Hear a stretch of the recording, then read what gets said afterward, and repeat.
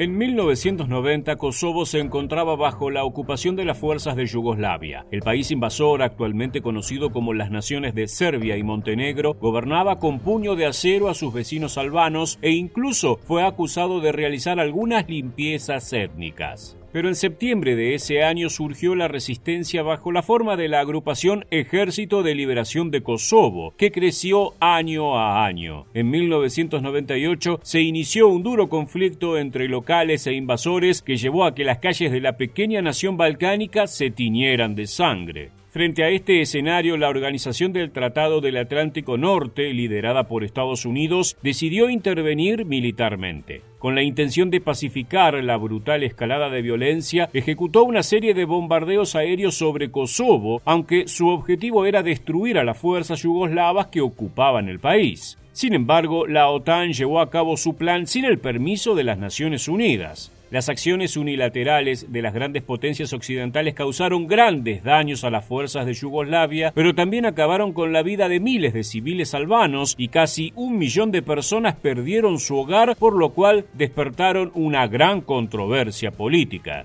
Dicho todo esto, ¿quieres saber todo sobre los terribles bombardeos que ejecutó la OTAN contra las fuerzas de Yugoslavia durante la guerra de Kosovo? Entonces acomódate en tu cabina y quédate con nosotros, ya que durante los próximos minutos revisaremos toda la información detrás de estos polémicos ataques que dividieron a la opinión pública alrededor del mundo. ¿Estás listo? Comenzamos en 3, 2, 1. ¡Prepárate para volar! Los bombardeos de la OTAN sobre Kosovo son aún hoy un tema de debate geopolítico que presenta grandes desacuerdos entre los expertos militares. Por un lado, la actualmente inexistente República de Yugoslavia, que había ocupado Kosovo, llevaba a cabo todo tipo de atrocidades contra la población albanesa que habitaba ese país. Las razias contra los civiles se volvían cada vez más frecuentes, hasta que despertaron a la resistencia, que surgió en la piel del Ejército de Liberación de Kosovo. Aunque no se trató de una guerra civil en sí, ya que enfrentó a locales contra invasores, las tácticas de guerrillas que utilizaban las milicias de Kosovo ponían en riesgo a sus compatriotas y la respuesta militar de Yugoslavia era total e implacable. Por otro lado, aunque hubiera recrudecido a finales de los 90, el conflicto se desarrollaba desde hacía varios años. Una intervención militar implicaba involucrar a varios países en un momento histórico que veía la disolución de la conflictiva Unión Soviética y anhelaba el cese de la Guerra Fría para ingresar de una vez por todas en una era de paz. Por este motivo, la Organización de las Naciones Unidas rechazó el pedido de la OTAN para involucrarse en la guerra de Kosovo, ya que su participación no solo no estaba justificada, sino que incluso incumplía algunas leyes de su carta, el tratado fundador de la Hermandad Internacional. Pero nada logró disuadir a la Alianza del Atlántico Norte que, bajo un nuevo pedido para enviar ayuda humanitaria al país balcánico, logró su objetivo y consiguió el acceso. Pero no fueron suministros los que llegaron en aviones a Kosovo, fueron bombas. Antes del primer ataque, la OTAN presentó una lista de puntos que marcaban los objetivos que tendría su intervención humanitaria. Terminar con toda actividad militar, ocupación por la fuerza, acto de violencia o represión por parte de las fuerzas yugoslavas en Kosovo. Retirada total de cualquier fuerza militar, paramilitar o policial del país. Estacionar una base de pacificación de las Naciones Unidas. Un regreso seguro e incondicional de todos los refugiados a sus hogares en Kosovo. Establecer una plataforma de diálogo y construcción política para la seguridad de la nación. Tras esta declaración de intenciones, de las cuales solo algunas se cumplirían, comenzaron los bombardeos. La campaña involucró la participación de unas 1.000 aeronaves que se desplegaron desde bases en Italia y Alemania, además del portaaviones USS Theodore Roosevelt, que navegaba las aguas del mar Adriático. Durante las 10 semanas que duró el conflicto, los aviones de la OTAN ejecutaron 38.000 misiones de ataque.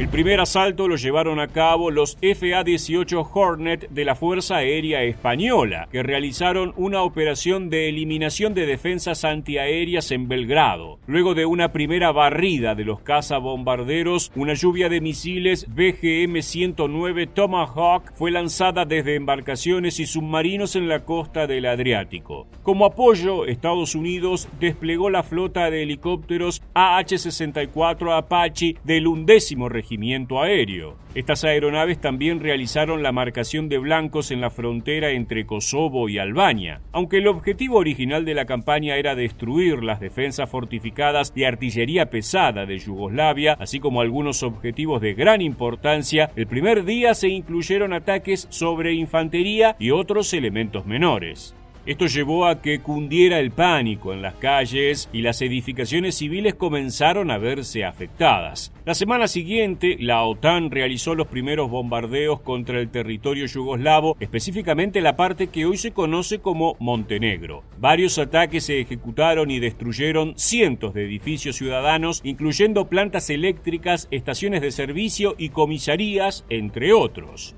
Otro hecho controversial se dio cuando militantes yugoslavos de izquierda, que se manifestaban en oposición a la ocupación de Kosovo por la dictadura que vivía su país, fueron bombardeados. Aunque una denuncia se hizo pública, la OTAN siguió con sus planes. Unos días más tarde, las fuerzas de la OTAN bombardearon un campamento de albano-kosovares en Koriza. Unos 87 civiles murieron, mientras que otros tantos resultaron heridos. Aunque más adelante la alianza diría que su intención era acabar con las fuerzas yugoslavas que supuestamente estaban utilizando como escudos humanos a los refugiados, las escenas posteriores al ataque fueron transmitidas por televisión y no se hallaron evidencias de una presencia militar importante en el lugar.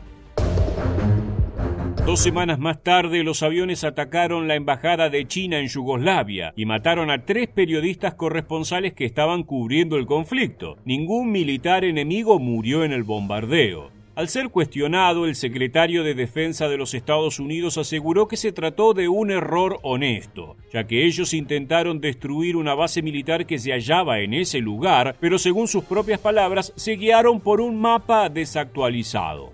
China denunció la acción públicamente contra la OTAN en las Naciones Unidas y aunque el país oriental fue recompensado con una suma económica, las investigaciones indicaron que el blanco había sido seleccionado por la CIA ese mismo día. Los bombardeos causaron la pérdida de la mayoría del arsenal de las fuerzas de Yugoslavia, incluyendo 121 tanques, 450 piezas de artillería, 220 vehículos blindados y 121 aeronaves. Se estima que desde el involucramiento de la OTAN hasta el final de la guerra en Kosovo, que culminó con la retirada de las fuerzas yugoslavas y la liberación del país, murieron unos 1.000 soldados de Yugoslavia y aproximadamente 2.000 combatientes del Ejército de Liberación de Kosovo. En cuanto a los civiles, las bajas de albanos kosovares rondaron las 8.500 y aproximadamente 600 ciudadanos yugoslavos también fallecieron. El conflicto dejó 840.000 personas expulsadas de Kosovo, además de varias ciudades completamente devastadas. Hasta el día de hoy se debate si los bombardeos fueron legítimos o no, ya que se llevaron a cabo unilateralmente por la Alianza del Atlántico Norte e incluso fueron condenados por las Naciones Unidas. Luego de conocer todos los detalles sobre los controversiales y terribles bombardeos de la OTAN sobre Yugoslavia, queremos conocer tu opinión. ¿Crees que estas estrategias que afectan a miles de civiles deberían seguir siendo utilizadas por las grandes potencias mundiales?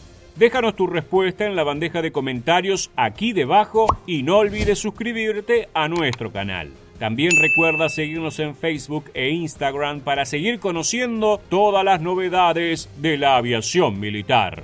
Muchas gracias por acompañarnos hasta el final y permanece atento a nuestro próximo video.